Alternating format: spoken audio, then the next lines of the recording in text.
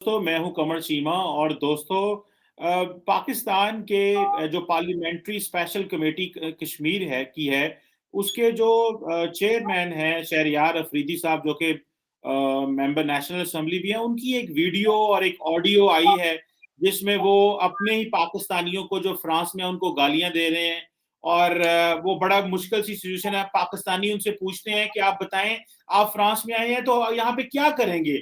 वो कहते हैं हम तो कश्मीर के लिए बड़े प्रोटेस्ट कर रहे हैं, लेकिन सर आप बताएं आप क्या करेंगे। तो वो कुछ जवाब नहीं दे पाते कि, और बाद में जो उनके ऑर्गेनाइजर्स होते हैं उनको कहते हैं कि आपने मुझे क्यों इसके सामने ऐसे किया और मेरी इंसल्ट की एंड सो एंड सो। लेकिन ये तो एक चीज है, लेकिन जो ओवरऑल डिस्कशन ये करनी है कि जो पाकिस्तानी डियास्पोरा है उसकी क्या क्वालिटी है, उससे क्या काम लिए जा रहे हैं और वो किस तरह परेशान है अपनी क्वालिटी ऑफ लीडरशिप को देख के कि जो लोग उनको नेशनली और इंटरनेशनली रिप्रेजेंट करते हैं, बेसिकली उस हवाले से बात करनी है। तो मैंने रिक्वेस्ट की साजिद तारड़ साहब से, सर सबसे पहले तो आपका बहुत शुक्रिया, लेकिन सर साथ ही मुझे ये बता दें कि ये जो शहरयार अफरीदी साहब हैं, इन्होंने जो फ्रांस में किया कि अपने लोगों को गालियां दे रहे हैं, ये क्यों करके आप क्या समझते हैं कि आप तो क्योंकि खुद डियास्पोरा हैं, आप कैसे समझते हैं कि हमारे जो पार्लियामेंटेरियंस बाहर जाते हैं तो ये किस तरह के हालात वहां पैदा होते हैं और डिस्कशंस होती हैं। Joseph, thank you so much. असल में हमें क्या समझा जाता है ये बिल्कुल हमें याद है। हमारा पहला ट्रीटमेंट शुरू हो जाता है एयरपोर्ट से जब उतरते हैं, और उसके बाद हमारी मुसीबतें बिल्कुल हमारा जिस तरह इस तरह हमारे साथ किया जाता है जिस तरह लोग इंतजार कर रहे होते हैं हमें लूटने के लिए। और it starts from the process, starts from the airport. रिश्वत के रेट डबल हो जाते हैं, जाली मुकदमात में फंसा लिया जाता है, जमीनों पे कब्जे पहले तो रिश्तेदारी कर लेते हैं, रिश्तेदार ना करें तो मोहल्ले वाले चढ़ जाते हैं। वो कहते हैं इन्हें पैसों की जरूरत क्या है, इन्हें यहाँ आना नहीं चाहिए, आप यहाँ क्या लेने आए हैं। उसकी मिसाल आपने देखी है कि मौसूफ थ्रेट कर रहे हैं कि मैं छोड़ूंगा नहीं, मैं छोड़ूंगा नहीं। और मैं I personally know that journalist, he is a wonderful person, is a wonderful person. Yunus Khan साहब is a very has a very good background. और उस बेचारे का सिर्फ कसूर ये था कि वो आप अपनी ड्यूटी क्यों नहीं कर रहे। इतना सेंसिटिव पोर्टफोलियो कश्मीर का, और जिस तरीके से वहां पे गालियां दी गई, वो मैं समझता हूं हर ओवरसीज पाकिस्तानी को गाली दी गई है। और ये पहली बात नहीं है, हमारे पोर्टफोलियो ओवरसीज पाकिस्तानी के साथ सिर्फ ये नहीं कि जस्टिफिकेशन नहीं की जाती। वहां पे मैं एक दफा एक ओवरसीज पाकिस्तानी मिनिस्टर के ऑफिस में गया था, ना सिर्फ मौसूफ को पता ही नहीं था कि ओवरसीज के इश्यूज क्या है, वहां वो बैठ के मास्टरों और पटवारियों के तबादले कर रहे थे। ये कोई पहली दफा नहीं है। हमारी ज्यादातर कैबिनेट ऐसी है जिनको उनके मोहल्ले के किरानादार सिगरेट उधार पे ना दें। वो इस वक्त हमारी किस्मतों के फैसले, और 73 साल से ये डाके जारी है, ये आज का नहीं है।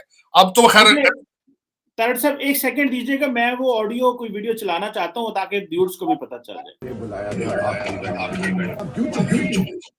ये आप लोगों ने आपकी तंजीमों ने से पूछा कि तुम्हें खबर किससे लगाई, आपने से क्या पूछा, आपने से बोल रहे हैं कि आपकी तंजीमों ने पूछा खबर किससे लगाई, क्या पूछा जो मेरी से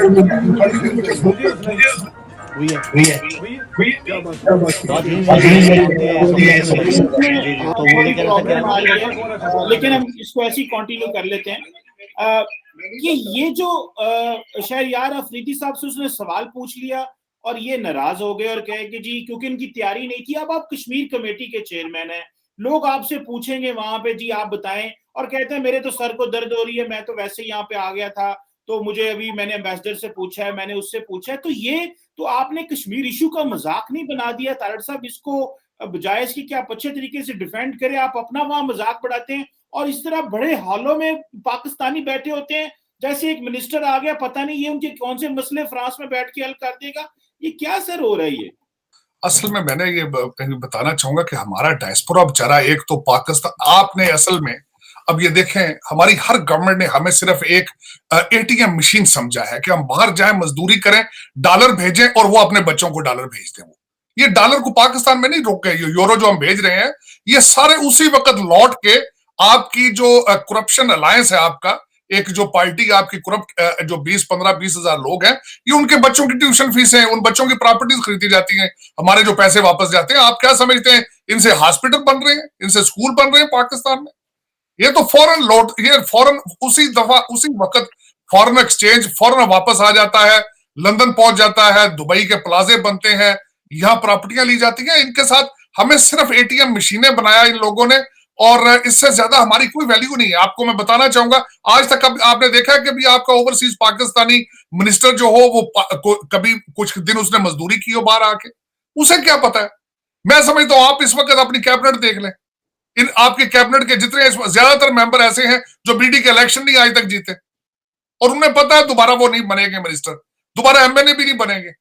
इसीलिए तो जो करप्शन करोड़ों में थी वो अब अरबों में हो रही है। ऐसे ऐसे मिनिस्टर जिनकी दाढ़ी मूछ पूरी नहीं आई है वो अरबों के टीके लगा गए हैं। खान साहब की अपनी, मैं बल्कि इसी आज के प्रोग्राम में बताना चाहूंगा, डीडब्ल्यू वालों ने रिपोर्ट निकाली आपके 40 अरब रुपए की जो करप्शन हुई है कोविड फंड में, उन्होंने किसी ने कवर नहीं किया, लेकिन डीडब्ल्यू वालों ने किया उसको कवर। और उस पर जवाब पता किसने दिया? उसमें पाकिस्तानी आपकी गवर्नमेंट को डिफेंड किया मुशर्रफ जमशेद चीमा साहब ने। मुशर्रफ जमशेद चीमा साहब का पोर्टफोलियो हेल्थ मिनिस्टर का, ये उनकी क्या पोजीशन है? लेकिन उन्होंने उस पर जवाब दिया है। इस पे उन्होंने बताया किस तरीके से बायोमेट्रिक्स के जरिए फ्रॉड किया गया, डीडब्ल्यू वाले ने रिपोर्ट निकाली है, किस तरीके से यूटिलिटी स्टोर वालों ने वो 40 अरब रुपया लूटा है। वो कहते जाने ना जाने गुल ही ना जाने, बाग तो सारा जाने, सबको पता है। खान साहब पेशावर में गए हैं, खान साहब ने फरमाया मैं हर एक से बात करूंगा, करप्ट लोगों से बात नहीं करूंगा। खान साहब फिर अपनी कैबिनेट से भी बातचीत बंद करें। आपको चाहिए फिर कि बनी गाला से बाहर ना निकला करें, क्योंकि आप वायद लोग इंसान है मेरा ख्याल इस वक्त करंट एडमिनिस्ट्रेशन में जिन्होंने करप्शन नहीं की है, जिनका इस वक्त वीडियो नहीं निकल रही, ऑडियो नहीं निकल रही, वरना आपकी तो कैबिनेट सारी करप्ट है। आप उनसे भी बातचीत बंद करें। फिर आपके पास कोई जवाब नहीं है कि आप इस तरह बाहर निकल के आप अपने लोगों से बात करें। और एक मैं सबसे बड़ी आज आपको ट्रेजेडी बताना चाहता हूं जो मेरे मादरे मिल्लत और मेरे मुल्क के साथ जो जुल्म हो रहा है। जब भी आपके कैबिनेट जो आपके जो वजीर मशीर जब नाअहल होते हैं, बेवकूफ होते हैं, करप्ट होते हैं, सबसे बड़ी लॉटरी निकलती है ब्यूरोक्रेसी की। उनको फ्री हैंड मिल जाता है क्योंकि पूछने वाला कोई नहीं होता।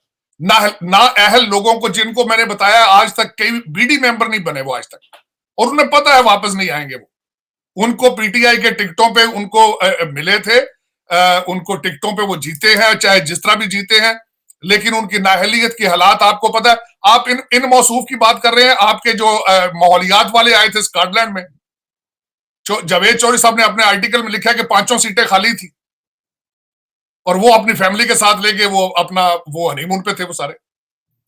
और खान साहब था तारड़ साहब, वो यूएन का पैसा था जो इन्होंने लगाया, यूएन ने दिया था कि सेंसर खरीदे नॉर्दर्न एरियाज के लिए कि गिलगित बल्तिस्तान के लोगों को अर्थक्वेक आने से पहले पता चल जाए, ये वहां टीएडीए लेते रहे उस पैसे से। इस वक्त चीमा साहब आपके आरफ अलवी साहब जो है, जो बहुत बड़े मिस्त्री हैं रियासत मदीना के, उनके बच्चे का जो गवर्नर हाउस में वो उन्होंने अपनी प्राइवेट पार्टी की सेरेमनी की है, कॉन्ट्रैक्ट साइनिंग की, कोई जवाब दिया किसी ने? उसका पूछा है किसी ने? और ये मैं खुद मुतासरीन न्यू खान हूं, मैं खुद इस चीज का, क्योंकि मैं भी तब्दीली के ख्वाब देखता रहा हूं। ऐसा मासूम ज़हन मेरा भी है। मैं समझता था शायद अल्लाह ताला को हमारी हालत पे तरस आ गया है और वक्त आ गया, अब तब्दीली आएगी, लेकिन ये दिखाई खबी तो हमारी सज्जी उड़ा के रख दिया इन्होंने। इस वक्त देखें आपके ऐसे गवर्नर सिंह साहब का आपने देखा उनके एजुकेशनल उनका क्या है बैकग्राउंड? मैट्रिक। तो मेरा मकसद इन लोगों ने क्या, इन्होंने रियासत मदीना की ईंटें क्या लगानी है? ठेकेदार है खान साहब मियां वाली से चले, उनका मैं क्या करूं, लेकिन ये सारे मिस्त्री ऐसे हैं, इनको तो पता ही नहीं है कि ये 2-1 का मसाला बनाना है, ईंटें लगानी है या पत्थर लगाने हैं, कोई पता नहीं इनको। अल्लाह फ्री फॉल पे इस वक्त चल रहा है। एक ओवरसीज, मैं एक छोटी सी आखिरी बात पॉइंट बताना चाहता, एक हमारे ओवरसीज पाकिस्तानी जो हमारे मिस्त्री है मदीना की रियासत के, वो एक मिस्त्री को लेके फिर रहे हैं आजकल, उसको चीजें पसंद करवा रहे हैं। आपके मिनिस्टर इस तरह जिस तरह प्रॉपर्टी डीलर कोठियां नहीं दिखाता कि केड़ी कोठी पसंद जे लैनी जे, कौन सी लोग है, वो एक मिस्त्री नु नाल नहीं फिरदा, वो दिखा रहा, कहता है ये देखो पसंद करो, सारा पाकिस्तान फॉर सेल है। चाहे मोटरवे ले लो, चाहे प्रेसिडेंसी ले लो, चाहे प्राइम मिनिस्टर हाउस ले लो, what you wanted to have, वो आजकल एक मिस्त्री को लेके फिर रहा है। उससे पहले आपको बताऊं, उससे पहले जो हमारा यहाँ पे पीआईए का होटल है, उसके पीछे एक पूरी वारदात पड़ने वाली थी। ये तो मेरा मकसद है अल्लाह ताला ही बचाए, अल्लाह ताला ही पाकिस्तान के एसेट्स को बचाए तो बचाए, वरना इस वक्त चाइना को ग्वादर पसंद ना है तो कराची प्लेट में रख के दे देते हैं। मैं बल्कि मेरे ख्याल में तो उन्होंने कहा होगा कि आप कराची लें, साथ इस्लामाबाद आपको बोनस में दे देते हैं। मेरे पास इस तरीके से भी कभी मुल्क चले, और मेरी समझ से बाहर है। मेरा जो लम्हा फिक्रिया चीमा साहब वो ये है कि यही जो मिनिस्टर हैं, यही एमएनए आपके जो टूटी फूटी पार्टियों से, जो करप्ट पार्टियों से आए थे, वापस अपनी पार्टियों में जाएंगे और अगली असेंबली में फिर यही बैठे होंगे। फिर इसका क्या? उसकी वजह यह 73 साल से यही लोग आ रहे हैं, 73 साल से, ये आज की नहीं है, ये 73 साल से लोग आ रहे हैं। इस वक्त पाकिस्तान में एक मर्दे मोमन जो पाकिस्तानी हो, इस वक्त तो आपके सारे जो है 15-20 हजार जो लोग आपको चला रहे हैं, उनका तो फैमिली मेंबर सारे फॉरेन नेशनल हैं, अकाउंट भी बाहर है, प्रॉपर्टियां भी लंदन और न्यूयॉर्क अमेरिका इधर है।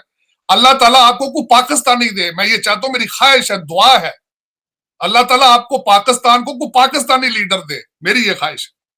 मैं वो आज ना, वो मेरे एक दोस्त है, मैं नाम तो नहीं ले सकता, जारी बात है, वो आजाद कश्मीर में ब्यूरोक्रेसी में होते हैं, अच्छी पोजीशन में, मेरा क्लास फेलो है। तो वो मुझे कहता है, मैंने कहा सुनाओ नया वजीर आजम कैसा है? वो कहता है जनाब ये तो बुजदार से भी गया है।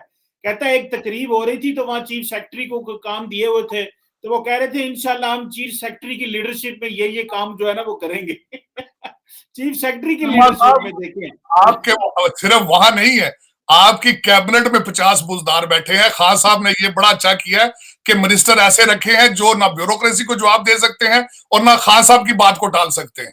बुजदार साहब मल्टीप्लाई 50 टाइम्स। तो ये तो हालात है। दूसरा देखे, खान साहब ने मुझे जो सबसे ज्यादा अफसोस एक और बात में हुआ है कि खान साहब हमेशा रियासत मदीना की भी बात करते रहे हैं, हजरत उमर का भी मिसाल देते हैं, लेकिन अगले दिन इलेक्शन कमीशन के मना करने के बावजूद पेशावर चले गए। और एक उनके मिनिस्टर साहब हैं और अपने हल्के में अपनी भाई की कैंपेन में उन्होंने ऐलान कहा है कि फंड मैं सिर्फ दे सकता हूं, उन्होंने तड़कियां लगा दी वहां पे, और वही मिनिस्टर साहब को आजाद कश्मीर में इलेक्शन कमीशन ने मना किया था तो वहां भी नहीं रुके थे। मेरा मकसद आज लॉ एंड ऑर्डर रियासत मदीना में ये होता है। दुनिया के लिए आपने एहतसाब खोल रखा है सिर्फ दूसरी पार्टियों के लिए, लेकिन आपके चाहे वो रिंग रोड का डाका मार जाए, चाहे वो 40 अरब रुपए लूट जाए, चाहे वो हबीब बैंक के साथ मिलकर डाका मार जाए, उसके लिए कोई सवाल जवाब और उसके लिए कोई नैब और कुछ भी मौजूद नहीं है। लेकिन इसमें अफसोस के अलावा कुछ नहीं हो सकता। बल्कि ये कि मैं डायस्पोरा की आपका मैं बात कर रहा था, हमारे डायस्पोरा के हालात भी इस तरीके से हैं कि आपने वोटिंग राइट्स दे देते हैं। अब डायस्पोरा की हालत देखें, आपके मिनिस्टर इस वक्त, आपके मिनिस्टरों की सिर्फ एक खूबी जरूर मैं मानूंगा कि वो चंदा मांगने के एक्सपर्ट है। उन्होंने आपकी शौकत, इस वक्त ज्यादातर आपकी कैबिनेट जो बाहर से गई है उनकी सिर्फ एक खासियत है कि शौकत खानम हॉस्पिटल के लिए चंदा इकट्ठा करते रहे थे वो, और वो उसमें वो माहिर हैं। वो अब चंदा मांगने, अब इसको अच्छाई समझ लें या बुराई समझ लें, और वही हालात इस वक्त डायस्पोरा के हालात ये हैं कि पीएस पार्टी को पीपल पार्टी कहते हैं और हमारा डायस्पोरा नून लीग को नून लीग कहते हैं। ये हालात है। और उनको आपने वोटिंग राइट दे के कहा कि आओ बच्चों वापस आओ, मिलके बनाए पाकिस्तान को। उनको वोट का राइट दिया। न्यूयॉर्क और लंदन में जो पाकिस्तानी बैठे हुए थे, जो टोरंटो में या ऑस्ट्रेलिया में जो कि सिटीजन है वहां पे, उनको ये लालच देने की क्या जरूरत थी भाई? अब डायस्पोरा के हालात ये हैं कि मेरा आपसे डायस्पोरा के रिटर्न में एक क्वेश्चन होगा। अगले दिन एक मैंने हादसे की खबर पढ़ी है, मैं शॉक हो गया कि एक डिस्ट्रिक्ट में जो डीपीओ है वो भी डॉक्टर है और जो डिप्टी कमिश्नर है वो भी डॉक्टर है। अब मैं हैरान हो गया कि ये सीएसएस, पहले मैं जब पाकिस्तान मैंने छोड़ा उस वक्त हर बच्चा डॉक्टर बन के कौम की खिदमत करना चाहता था। आज सारे एसएसपी बन के, एएसपी बन के खिदमत करना चाहते हैं। अगर पाकिस्तान में आपके तालीम के स्टैंडर्ड ये है कि हमने सिर्फ, यार एएसपी के बगैर आप खिदमत नहीं कर सकते। मेरे ख्याल में सबसे बड़ी खिदमत टीचर बन के हो सकती है, लेकिन टीचरों के हालात देख लें। बिल्कुल उसी तरीके से डायस्पोरा यहां आता है, उनकी तवज्जो पाकिस्तान अपनी कोठियों पे होती है कि वहां कब्जा ना हो जाए, क्योंकि हालात ये है। इंडियन डायस्पोरा आता है, वो फुलब्राइट स्कॉलरशिप पे आता है। इंडियन डायस्पोरा आता है, उसको पीछे कोठियों पे कब्जे की कोई उसको खौफ नहीं होता। वो खुल के, या वो ओपन पिच पे खुल के खेलता है, क्रीज से बाहर निकल के शॉट्स मारता है वो। हमारा डायस्पोरा यहाँ पे आता है। पहले मैं बताता हूँ डायस्पोरा के बच्चों की तरबियत क्या है। अभी यहां भी ये वो समझते हैं बच्चा अगर ऊपर वाले क्लास में जाए उसको यहां भी कहते हैं कार्डियोलॉजिस्ट बन जाए क्योंकि उसकी तनख्वाह अच्छी। वहां से कोई बचता है थोड़ा सा तो उसको आईटी में डालते हैं।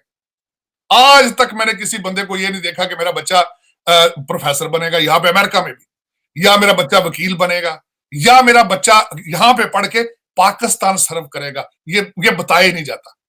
मैंने अगले दिन आपके एक प्रोग्राम में चीमा साहब, डॉक्टर जुल्फ़िकार चीमा साहब, उनकी मैंने बात सुनी कि पाकिस्तान के अंदर इस वक्त ब्यूरोक्रेसी के हालात क्यों खराब है, तो उन्होंने बड़ी अच्छी बातें की। उन्होंने कहा एक बच्चे को दो चीजें होती है, पहला घर के अंदर सिखाया जाता है, हराम हलाल का बताया जाता है, दूसरी उसकी परवरिश होती है इंस्टीट्यूशन के अंदर, वहां उसकी पर्सनैलिटी डेवलप की जाती है। लेकिन जब दोनों फील्ड फेल हो जाए तो उसके बाद यही होता है जो आज पाकिस्तानियों के साथ हो रहा है।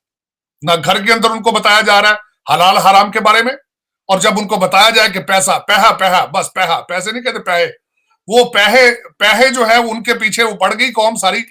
और अल्लाह ताला जानता है, रहम करे फरमाए, आप डायस्पोरा डॉलर से शुरू करते हैं, बात डॉलर पे खत्म हो जाती है। व्हाइट हाउस के स्पेलिंग नहीं आते, ना उनको अपने किसी रिप्रेजेंटेटिव का पता है, ना पता है डेमोक्रेट पार्टी क्या है, ना पता है रिपब्लिकन पार्टी क्या है।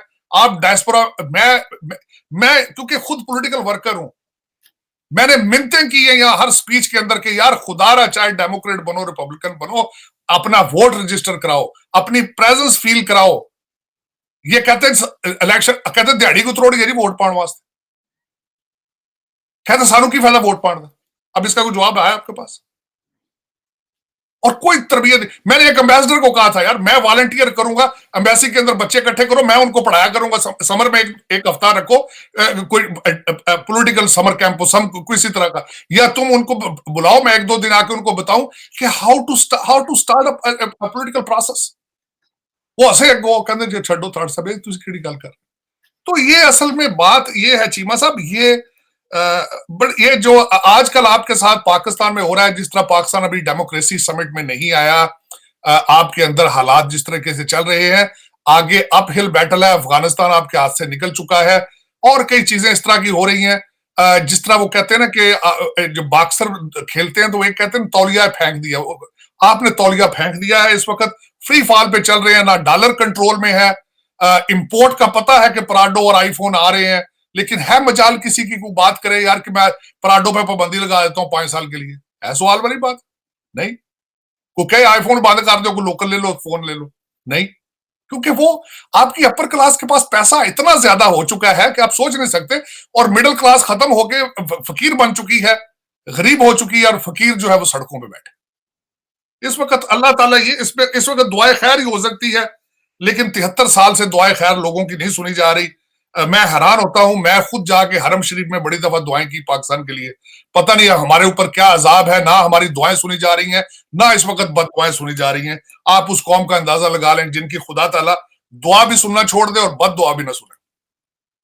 डॉक्टर साहब एक छोटे से सवाल का जवाब और दे दें, और वो ये है कि फिर क्या हमारे पार्लियामेंटेरियंस को बाहर जाना बंद कर देना चाहिए? क्योंकि जिस तरह शहरियार अफरीदी साहब वो कहते हैं मैं तो यहाँ पे आया था लेकिन मुझे इन्होंने जलसे पे बुला लिया।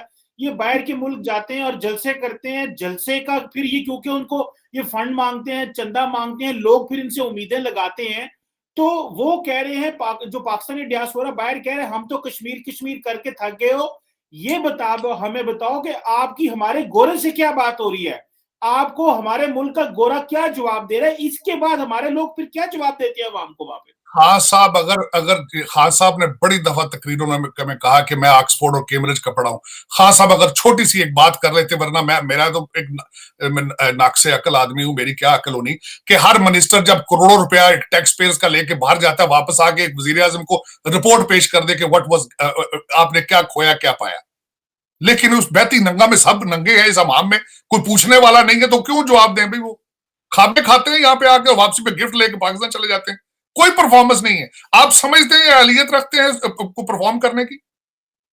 इनका कोई एजुकेशन बैकग्राउंड है? इनकी कोई डिबेट करने की सलाहियत किसी के साथ? ये स्वाय एक नेगेटिव इमेज छोड़ना बाहर दुनिया में, और स्वाय जग हसाई और मेरा मतलब बदतमीजी का तूफान है। वो मैं वीडियो सुनी, मेरे पांव के नीचे जमीन निकल गई कि रिवेंज एक क्वेश्चन करने पे मौसूफ फरमा रहे थे, मैं इसको छोड़ूंगा नहीं। अल्लाह ताला माफी दे। ये आपके पास ये पावर का आप तब्दीली लेकर आए, ये रियासत मदीना है, ये हजरत उमर की मिसालें लोगों के लिए। मेरे सवाल, मैंने बताया कि हम लोगों को सिर्फ एटीएम मशीनें समझा जाता है, हमारी मजबूरी है, लोगों हमारी फैमिलियां पाकिस्तान में बैठी हैं, वो ना बैठी हो तो फिर क्या कौन जाएगा पाकिस्तान? मुझे ये बताएं कौन? आप हमारी मजबूरी का फायदा उठाते हैं और कुछ भी नहीं है, हमें ब्लैकमेल करते हैं आप। आप ओरिजिनली ओवरसीज पाकिस्तानी इतने बेचारे मायूस है। और मैं एक मजे की बात बताता हूँ, पाकिस्तान से जो मिनिस्टर आता है तो उसके पीछे मक्खियों की तरह बेचारे पाकिस्तानी इसलिए जाते हैं क्योंकि वो खौफ है कि मेरी पता नहीं बहनों के भाइयों के साथ क्या हो जाएगा, मैं जो कोठी बनाया उस पर कब्जा कौन कर जाएगा। वो इन्फ्लुएंस के लिए बेचारे भाग भाग के जाते हैं। मैं आपको एक और गारंटी करता हूँ, मिनिस्ट्री को छोड़ दें, आपको सार मार्केट का अभी रजिस्ट्रार यहाँ ले आए, एएसआई ले आए ना, 300 बंदा इकट्ठा हो जाए तो मुझे पकड़ ले, क्योंकि खौफ है। ओवरसीज पाकिस्तानी बेचारा डर रहा है कि यार मैं पाकिस्तान गया, मेरे को गले पड़ गया तो मैं क्या करूंगा। वो बेचारा इसलिए चला जाता है मिनिस्टर साहब के सामने, और तो वजह ही कोई नहीं है। इनके को आप पर्सनैलिटीज इंप्रेसिव है, इनकी खताबत अच्छी है, इनकी कोई एबिलिटी आप बता दें कि क्यों डायस्पोरा इकट्ठा होता है जब ये पाकिस्तानी आते हैं मिनिस्टर। सिर्फ इसलिए इकट्ठे होते हैं कि वो इन्फ्लुएंस चाहते हैं कि कल को पाकिस्तान में होगा तो, और बेचारा को सवाल पूछ ले तो ये देखें कि मैं छोड़ूंगा नहीं इसको इसके कॉन्सिक्वेंसेस बताओ, सवाल पूछने के क्या है। और उसमें ये जो आपने वीडियो अभी लगाई है चीमा साहब, ये वायरल हो चुकी है, कोई इस पे ऊपर एक्शन हुआ है? हमारे रियासत मदीना के ठेकेदार जो न्याजी ग्रुप है उन्होंने इस पे कोई एक्शन लिया? लेकिन हमारे लिए फिर सारा, हमारे लिए रियासत मदीना है, हमारे लिए हजरत उमर की मिसालें, अपनी कैबिनेट को बिल्कुल पूछना नहीं, उनके पास फ्री हैंड है, जिसको मर्जी धमकी दे दें, थ्रेट कर दें बगैर किसी वजह के। इसी तरह होता है। और सबसे बड़ी बात ये चीमा साहब, अनफॉर्चुनेटली आज जो कुछ पाकिस्तान के साथ हो रहा है कुछ भी नया नहीं हो रहा। ये 1947 से शुरू हुआ था। आज जिन हालात में हम पहुंचे हैं, ये कोई एक खान साहब नहीं है, इनका कोई हिस्ट्री में कहते हैं कि सुनहरी लफ्जों में लिखा जाएगा। बड़े बड़े प्लेयर, इनसे भी बड़े बड़े प्लेयर पीछे आए हैं जिन्होंने बड़ा बड़ा धक्का लगाया इस पाकिस्तान को, बड़ा बड़ा। लेकिन ये कि अब देखें क्या किया जाए।